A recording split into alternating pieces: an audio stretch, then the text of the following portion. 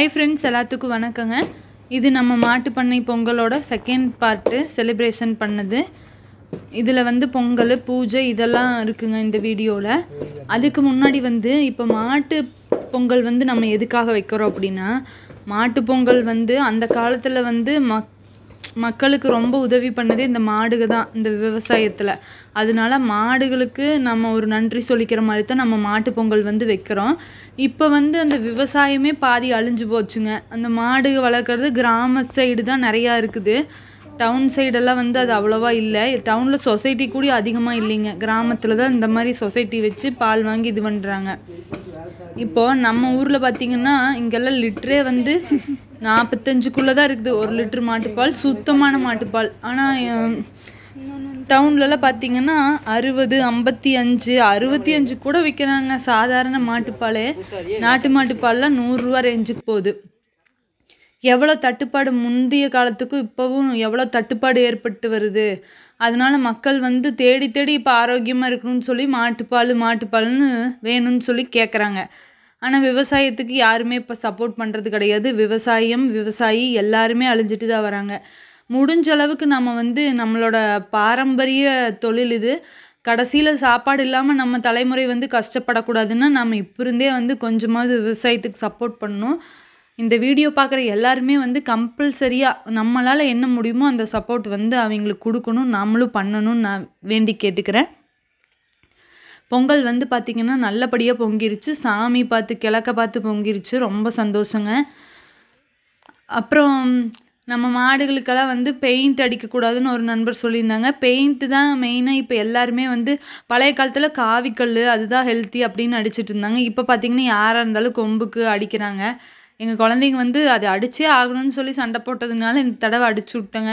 Next time வந்து நல்லா கொஞ்சம் கிராண்டாக பண்ணலாம் அப்படின்ட்டு இது அவசரமாக எல்லாருமே கொஞ்சம் வெளியே போகணும் அப்படின்னு சொல்லிட்டாங்கன்ட்டு சீக்கிரமே பொங்கல் வச்சுட்டு படையல் போட்டு மாடுகளுக்கு சாம்பிராணி, திருநீர், தீபம் இதெல்லாம் காட்டிட்டு இது பண்ணிட்டேங்க.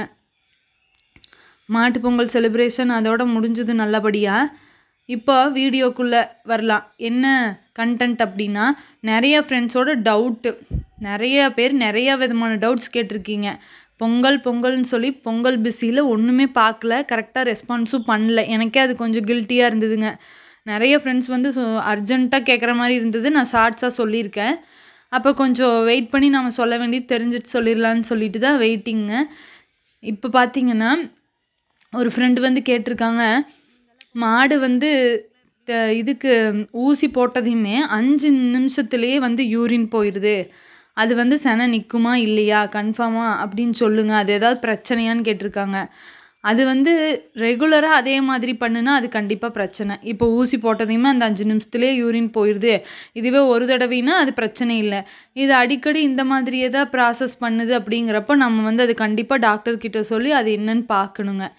இன்னொரு ஃப்ரெண்டு வந்து கேட்டிருந்தாங்க, மாடு வந்து காய்ச்சல் வந்து 4 லிட்டர் பால் குறைஞ்சது தான் இன்னுமே வந்து அது ரெக்கவர் ஆக மாட்டேங்குது, அது ஏன் என்னன்னு தெரில அப்படின்னு சொல்லி கேட்டிருந்தாங்க. அது ரெக்கவர் ஆகுங்க. நம்ம கரெக்டாக அதுக்கு ஃபீடு கொடுக்கணும். கொஞ்சம் டைம் எடுத்துக்கும். நம்மளுக்கே வந்து உடம்பு டயர்டெல்லாம் போய் காய்ச்சல் வந்தால் 10 நாளைக்கு மேலே ஆகுது. அதனால் வந்து ஃபீடை மாற்றாமல் நீங்கள் முடிஞ்ச அளவுக்கு அதுக்கு இன்க்ரீஸ் பண்ணுற மாதிரி, பால் இன்க்ரீஸ் பண்ணுற மாதிரி ஃபீடு கொடுங்க. அப்படி கொடுத்துட்டு வந்தீங்கனாலே எந்த ஒரு தொந்தரவும் வராது. கண்டிப்பாக பால் இன்க்ரீஸ் ஆயிரும். அப்படி இல்லை அப்படிங்கிற பட்சத்தில் கண்டிப்பாக மறுபடியும் டாக்டரை கூப்பிட்டு நம்ம பார்க்கணும். வேறு ஏதாவது அதில் தொந்தரவு இருந்தால் மட்டும்தான் அது அப்படி பண்ணும். எல்லாத்துக்குமே ஒரு தடவை டாக்டரை கூப்பிட்டு செக் பண்ணிக்கிறது நல்லது. ஏன்னா இது செவலையோ இல்லை ஜெஸ்ஸியோ கிடையாது. ஹெச்எஃப் மாட்டிலலாம் கம்பல்சரியாக நம்ம இதெல்லாம் பண்ணணும். ஏன்னா அதுக்கு ஒவ்வொரு சின்ன சின்ன சேஞ்சஸுமே வந்து பால் குறையிறதுக்கு வாய்ப்புகள் இருக்குதுங்க. என்ன அப்படின்னு பார்த்திங்கன்னா இந்த கிளைமேட்டு சேஞ்ச் ஆகிறது, கொசுக்கடினால் பால் குறையும், ஹெச்எஃப்லலாம் இந்த மாதிரி நிறைய பிரச்சனைகள் இருக்குது. இது எல்லாத்தையும் நம்ம ஓவர் கம் பண்ணணுன்னா ஒரு டாக்டர் கைவசம் வச்சுக்கோங்க. நீங்கள் அதுக்கு டாக்டர் செலவு பண்ணணுமா அப்படின்னு யோசிக்கக்கூடாது. அப்புறம் நம்மளுக்கு முதல்லையே அடியாயிரும். தட்டு வந்து இப்போது மேட்டாங்காட்டில் அங்கே போட்டிருக்கோன்னு சொன்னோம் இல்லைங்க, இன்றைக்கி வந்து வெட்டுறாங்க. தட்டு வெட்டிகிட்ருக்குறாங்க. ஒரு 6 ஆள் வெட்டி போட்டுருவாங்க இன்றைக்கி ஒரு நாளையில். வெட்டி அப்புறம் கொண்டு வந்து காய வச்சு குச்சி போட்டு வச்சிட்டோம்னா நம்மளுக்கு ஈஸியாக இருக்குது. அப்புறம் எடுத்து அடுக்கிக்கலாம் அப்படின்னு சொல்லிட்டு அதை கொண்டு வர சொல்லியிருக்கிறோங்க.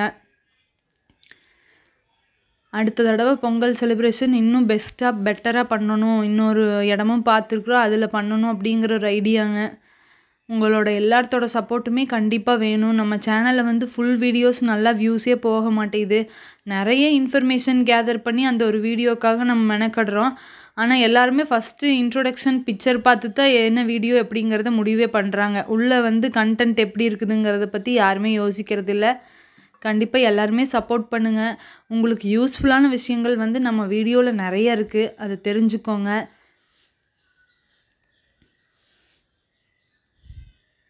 சாமிக்கு இதெல்லாம் கும்பிட்டாச்சு. மெயினாக வந்து சாம்பிராணி புகை வந்து மாட்டுக்கு வந்து வாரம் 2 தடவை பிடிக்கணுங்க. சளி தொந்தரவு இருந்தாலும் சரி, எதாக இருந்தாலும் சரி, அது வந்து ஒரு நல்ல ரிசல்ட்டு. டாக்டரே வந்து கன்றுக்குட்டிகளுக்கெல்லாம் இப்போ பிறந்த கன்றுக்குட்டிகளாக கரு கருன்னு மூச்சு எடுக்குது, சளி இருக்குதா அப்படின்னு கேட்டால் சாம்பிராணி புகை பிடிச்சி விடுங்கன்னு தான் சொல்லுவாங்க. ஃபஸ்ட்டு அதுதான் சொல்லுவாங்க. அதனால வந்து நம்ம வாரம் 2 தடவை சாம்பிராணி புகை பிடிச்சோம்னா மாடுகளுக்கு கண் திருஷ்டியும் இருக்காது, சளி தொந்தரவு, உடம்பு உபாதைகள் இதெல்லாம் இருக்காதுங்க.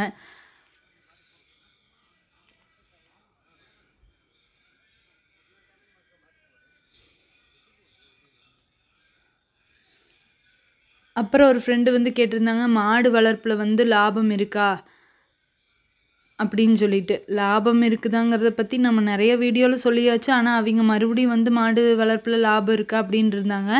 லாபம் கண்டிப்பாக இருக்குது. அதுக்கு இன்னொரு ஃப்ரெண்டு பதிவு போட்டிருந்தாங்க, நான் வந்து இத்தனை மாடு வச்சுருக்கேன், ஜெர்சியில் இத்தனை வச்சுருக்கேன், மந்த்லி இன்கமே 1.5 lakh பக்கம் வருது, அதில் வந்து செலவு 50,000னாலும் நம்மளுக்கு லாபம் கண்டிப்பாக நிற்கிதுக்கா, ரொம்ப ரொம்ப தேங்க்ஸ்க்கா அப்படின்லாம் சொல்லியிருந்தாங்க. நிறையா விஷயம் கேட்டிருக்கேன் உங்ககிட்ட, நீங்கள் ஹெல்ப் பண்ணியிருக்கீங்க அப்படின்ட்டு. அதெல்லாம் ரொம்ப சந்தோஷப்படுறேன் நான். ஏதோ நம்மளால் முடிஞ்சது. நம்ம வந்து இதை வளர்க்குறப்ப தான், இதுக்கு முன்னாடியெல்லாம் இதை பற்றி தெரியாது. ஆனால் நம்ம இப்போ நிறைய விஷயங்கள் வந்து மாட்டு மூலமாக தெரிஞ்சுக்கிறோம். அது எல்லாத்தையுமே நம்ம ஃப்ரெண்ட்ஸ்கிட்டேயும் ஷேர் பண்ணால் கொஞ்சம் நல்லாயிருக்கும் அப்படிங்கிறதுக்காகத்தாங்க இந்த சேனலே ஆரம்பித்தது. மாடுகள்லாம் பார்த்திங்கன்னா பொங்கல் டைமில் வந்து ரொம்ப தீனுக்கு இது ஆகிட்டோங்க. சைலேஜும் வந்து ரொம்ப தூரம் மாற்றிட்டாங்க, எங்களுக்கு பக்கத்துலேருந்து அது எங்கேயோ மாற்றிட்டாங்க. அது வந்து ஒரு நண்பர் மூலமாக தெரிஞ்சு போகலான்னு பார்த்தா அவங்க கடையே அங்கே மாற்றிட்டாங்க அப்படின்னு சொல்லிட்டாங்க. அப்புறம் சரி, சைலேஜும் வந்து நம்ம இத்தனை உருப்படி கட்டே பண்ண முடியாது, எங்கள் இதெல்லாம் ஒரு பறிக்கு போட்டால் தான் ஃபுல்லாக வயிறே நம்பும். அதனால காட்டுத்தட்டு வெட்டி போட்டோங்க. இப்போ தான் நேற்றுக்கு தான் கோந்தால வந்திருக்குது பாருங்கள், மறுபடியும் வெட்டுக்கு போக ஆரம்பிச்சிட்டாங்க. இனி நம்ம மாடுகளுக்கு வந்து தீனுக்கெல்லாம் கொஞ்சம் பிரச்சனை இல்லைங்க. பொங்கல் முடிஞ்சாச்சு.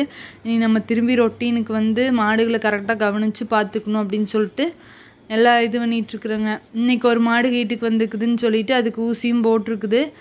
அப்புறம் மதியான தண்ணிக்கு காட்டிட்டு சாயங்கால தண்ணிக்கு இப்போவே தாலிலெல்லாம் போட்டு வச்சிட்டோம், நல்லா ஊறுனா நல்லா குடிக்கும்னு சொல்லிட்டு.